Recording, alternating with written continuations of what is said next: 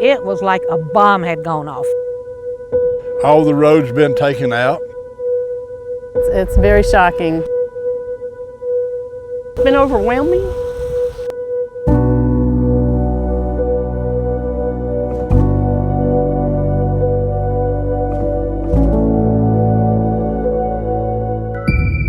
Welcome to this special edition of the Tar Heel Traveler. I'm Scott Mason with stories of Helene, the hurricane that tore through the mountains in September 2024.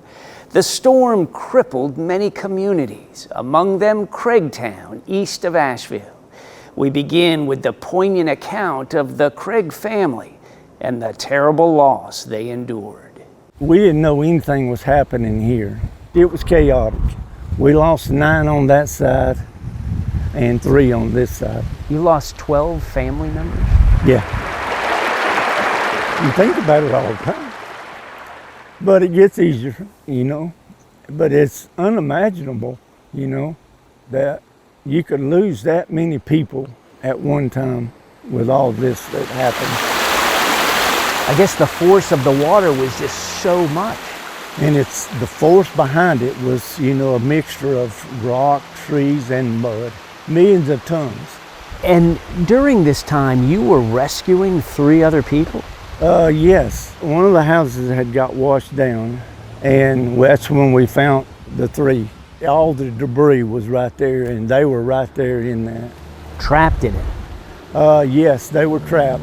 And fortunately, Dylan was buried up to here. My son happened to be there too. He came down. He just said, "Dad, what can I do?" Sorry. And so I said, "You know, I don't know what to tell you, but just to." So we started just ripping stuff with our hands, reaching under them and ripping stuff, trying to get Dylan pulled out. I didn't know if the boy was going to make it, actually. So Dylan is so trapped, he can't even tell who's next to him? He come to one time and sat up, and he looked around and he said, "Who is this?" And I said, "Dylan, this is your dad." And he just yelled. 2 of them were deceased. His dad and uncle Passed away, yeah. right there next to him. Right there. When you did rescue him, what was Dylan's condition? We didn't know. I knew he was hypothermic. I mean, could you even get him to the hospital? No, we couldn't. You got to understand, the fire department was right there, and they couldn't get to me. Finally, the water receded enough, but they had to crawl across a log that was across the river at that time just to get over there. So what is Dylan's condition today? He's fine. He probably bears permanent scars. I would say so. And it's like the rest of us, you know. We're never going to forget this. But can you move forward? Yeah. Yeah, it's day by day, you know. But yeah, we can. You know, life's precious. What was your sister's name? Angela Craig. What was she like? She was a wonderful person. We were really close. She was a really good sister. What happened that day? We'd been talking all morning on walkie-talkies. And she was sending me pictures, telling me the creek was up. And her and her husband were on their front porch. And he said he turned around, him and Angie, and he heard Angie say, "Oh my Lord." And that's all he remembers. It came straight down through here. It took out the front of their house and their porch. The water. The water and trees. And I just happened to look up the road, and I seen my son coming down the road. He said, "Mom," he said, "we can't find Angie. She's gone." Did you all rush here and try to find her? We did, but you couldn't get through. They couldn't get the rescue people in. You must have felt helpless. We were helpless. We were really helpless. And just standing there looking at the devastation, you're hoping that you see them and they're okay. They just need help. How about the waiting, not knowing? How long did that drag on? I can't remember if it was the next day or the day after. they found her. The husband survived? He did. How old was Angie? Angie was 64. She's terribly missed. Are you bitter? You know, they say we're not supposed to question why, but you can't help but question why. It's been hard, it's been overwhelming, but I thank the good Lord for my family. Has it ever made you want to leave the area and never return? No, this is my home. I mean, did you see a house float down and crash into your house? I did, with an RV and, I don't know, 5 or 6 cars. Piled up against your house? It was, yes. There used to be 4 houses. There were 3 there and then 1 down there, yes. And they're gone. And this here, what we're looking at, is what's left of those homes, your neighbors' homes. It kind of tore my husband's parents' house up in half. Were any of the people who lived in these houses killed? Yes, so my husband's parents were. And we couldn't help them. We could not get across the creek. We could not do anything at that point. It was really traumatic. It truly was for all of us. I guess you were close to his parents. Oh, yeah, absolutely. I was very close to his parents. And then coming home every day and seeing all of this is a lot. It's a daily reminder. Absolutely it is. You know, I look at my phone and I look at past the texts that we had sent the night before all this happened, and then look out your window and they're not there. The house down the road, what happened there? So that was his aunt and uncle, so that was his dad's sister. They didn't make it either. You knew 13 people who lost their lives in this storm? Absolutely, yes. And a lot of them, I guess, were relatives of your husband. They were. Yes, they were. Do you and your husband ever talk about leaving this area? We have. I don't think it's something we'll ever do. His dad built this house for us, and so it's a constant reminder every day we look at it, he's in it. So in hindsight, what are your thoughts? It's hard to have so many family members gone that we were so close with, and we survived. You know, you go to work, you try to, get your mind off of things, but it's hard to come home and there's no lights on. I mean, there's no lights over there now. So that's hard to see. We have to find our purpose for that. And that's hard at times. What is your purpose going forward? We have to get a new normal. We have to somehow get past this and have a new normal for us. And I don't know when that's going to be. This was full. It was all the way out to the road, up through here, almost to the tree, and then back up in here. Sylvia Hatchell's all but barren blueberry patch. We've lost over half, probably 2/3 of the blueberry bushes, but everything in its way, it took. The floodwaters took. But it was like a river going down through here with rocks and trees and, mud mostly. But you can see right here, there's the line as far as it went. I don't know what this is. This is something that, I don't know who this belongs to. Ooh, mercy. But anyway, that's part of the flood. And Sylvia's land in Fairview, part of the pain. And they were full of blueberries. You can still see the little bud things on there. When the blueberries were at their height, what did this look like? We had a great summer. There's some good ones around here. July 2024. This bush here is slam full. 2 months before the hurricane. They're huge. Pick your own and leave a donation to the UNC Lineberger Cancer Center. I think it's just a great cause, what we're doing. But now, perhaps, a lost cause. Like a nightmare, really. And I'm just like, this is unbelievable. We need to do everything we can to lift these people up. As time has gone by, things have stopped happening. So they still need a lot of help. This area is also known as Craigtown. And it was like a bomb had gone off. There was so much death. I know. The young man who took care of Sylvia's blueberry patch. Yeah, Brandon, the last several summers, he's been my weed-eating guy, but he's one of them that drowned in the flood. 13 people lost their lives in Craigtown. And I had gotten to know, quite a few of them. and they were just good mountain people, do anything for you. 13 lives lost. Here's a little blueberry bush. Which makes a damaged blueberry patch seem horribly insignificant. Right here's a little one. Or And it's amazing how does it? they come back and they're so full and plentiful, and you got really good blueberries. That's a testament to resilience. Yes, it is. What's the future? The future, I'm not really worried that much about the future because these people are survivors. They support each other. It's sort of like a team, you know. There's strength and unity and togetherness. But they do need help, but they're strong and they will survive.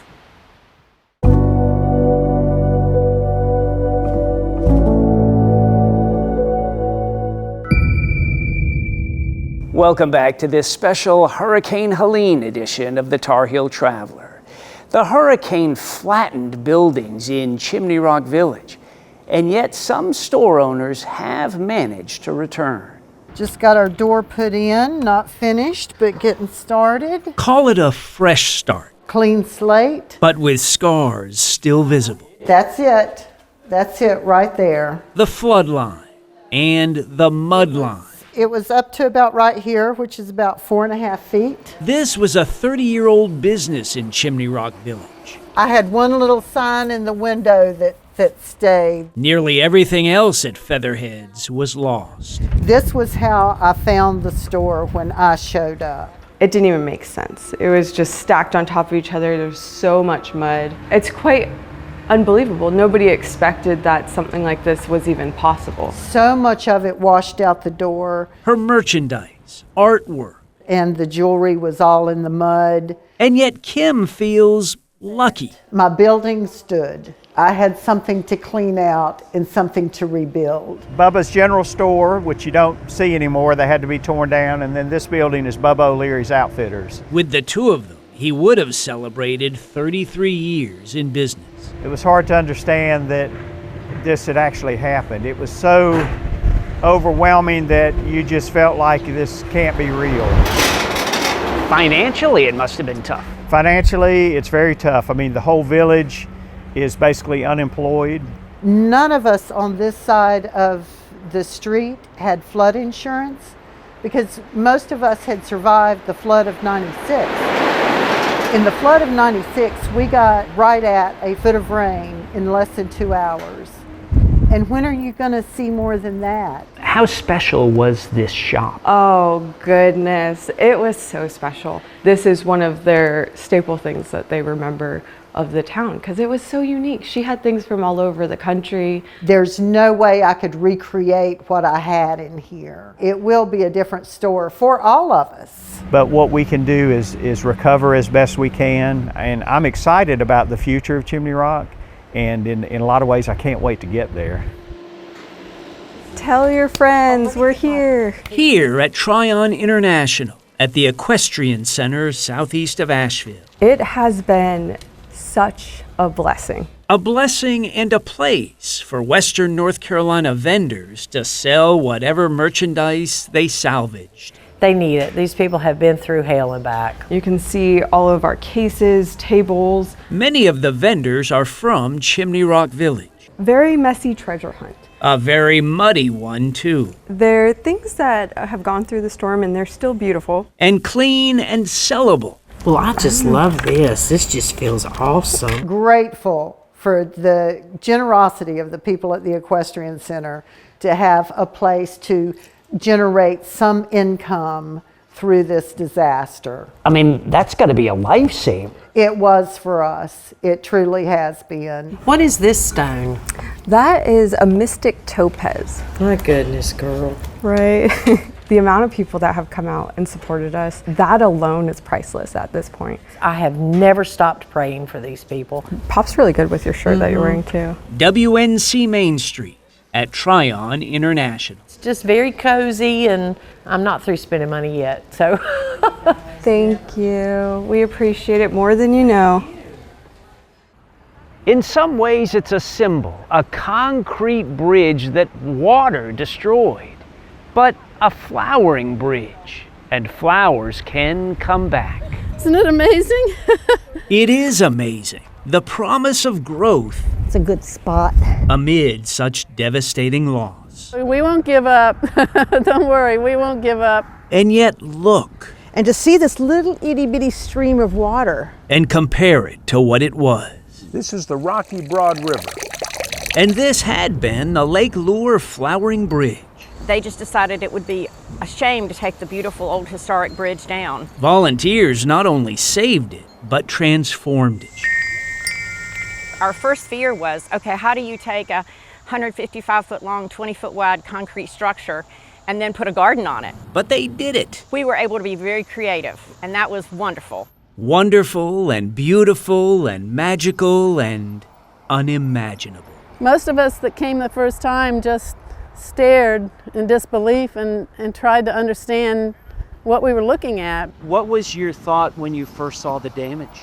Oh boy, it's just so hard. And then when you see the cracks. I don't believe anybody can set foot on it, but I hope we'll be able to salvage pieces like the beautiful balustrade. See, in my mind, I can still see it as it was. As it was. Oh my goodness, there's something in every garden bed. People are amazed.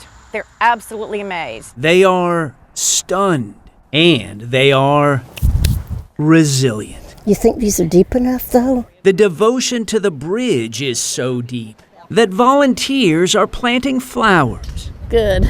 In spite of the bad.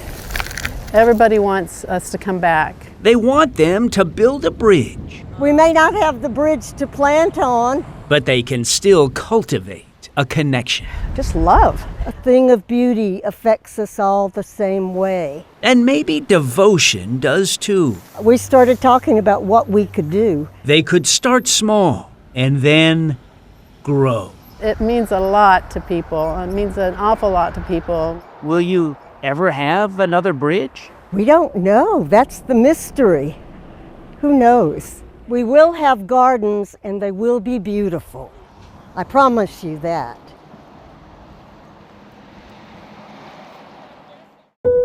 It was like a bomb had gone off. All the roads been taken out. It's very shocking. It's been overwhelming.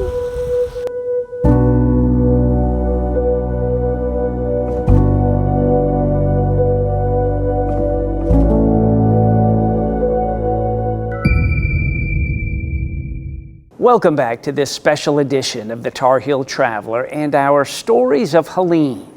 In Madison County is the town of Marshall, another victim of the hurricane. It's also the home of musician, singer, songwriter Joe Penland. Everybody evacuated but me. The roar was so great. That was part of my first song, but I really didn't realize what that meant. Roar, old river, roar. Joe grew up in Marshall, and in 2018 sang for us the song he wrote about the flood of 1960. It was Sunday morning, middle of July. The year it was 16. That flood dropped 22 inches of rain in 24 hours. Our home washed away, nothing was saved. I did a lot of study of the flood in 1916, and I thought, this may be the closest thing we'll come to it. But in actuality, I didn't think it would be like it was. He didn't think Hurricane Helene would be as devastating as it was. And you see submerged cars and things coming down the river, and then I watched this building start to fall, come down and disappear. This was the building next to your building? That's that building in that lot right there. And still, the water kept rising. It was rushing through our driveway right there, just pouring through there, just great torrent of water. What did you see in the aftermath? What I saw in the aftermath terrified me. All these masonry buildings, all the way up the street, 6 or 8 or 10 of them, I don't know, had fallen. And they're gone. They were just gone. It took out pieces of wall that weighed as much as any automobile. When you look at the river now, do you love it or hate it or both? Oh, I love it. You do? I love it. It's such a soothing presence to me. I've lived here 76 years, and I've always been close to this river. But you have to pay for that. There's a cost. You don't know how to be joyous if you haven't suffered terrible defeat. But that's life, and that's where the music comes from. And below us that old river was roaring and raging. Joe Penland has traveled the world singing the memories of his ancestors, singing of the flood of 1916 and everything it took. Cafe where we used to eat. And now the flood he himself suffered in the very same place that his ancestors did. I'm drawn here, and to these streets, and to the people who live here. And then all of a sudden everything's changed. It'll never be the way it was in the majority of my life, but it's still sweet. If this rain keeps up, I'm very fortunate. I think I'm most fortunate among men, really. There'll be no town by tonight. Hickory Nut Gorge, Chimney Rock Village, it's just a wonderful place. People that have moved here, something grabs them and they just don't want to leave. We were robbed of all of that on September 27th.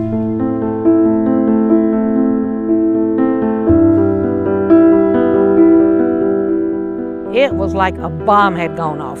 It was unbelievable to see half the town is washed away. It swallowed everything. The mudslide, I mean, wow, that's just unthinkable. You could see it, but you didn't realize what it was doing.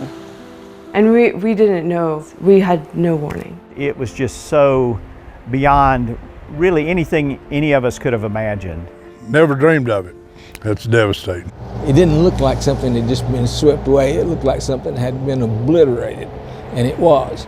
These people couldn't make it through the millions of tons of debris. All the roads been taken out. Nobody could get to us. It was bad. They didn't have a chance, you know. They didn't have a chance. There's no way you can prepare. Nature's a cruel mistress, and there's not a lot you can do when nature decides to throw something like this at you. It's hard to process it still. Daily, it's hard to process everything. You know, when you have to drive by it every day and look at the devastation, that's the hard part. That's the really hard part. Through prayer and through God, we're able to get through it. And I think in a sense, we're still in shock. It was so all-consuming of how to go forward that you don't take the time to grieve. There's not time to grieve. But what we can do is recover as best we can. We can look around and be thankful for our families and our friends that are still standing here, that are supporting us. So many people have helped us. But we've had volunteers come in here. Hopefully the help will continue.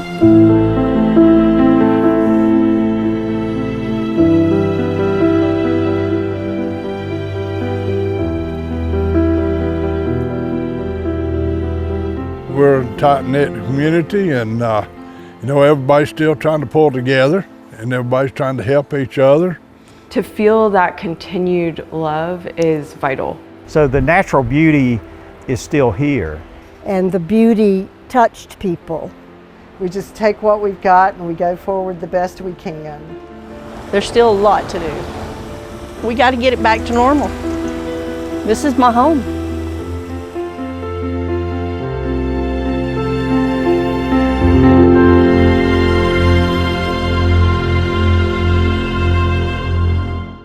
So much loss, but also hope and resilience. And those are the stories of Helene.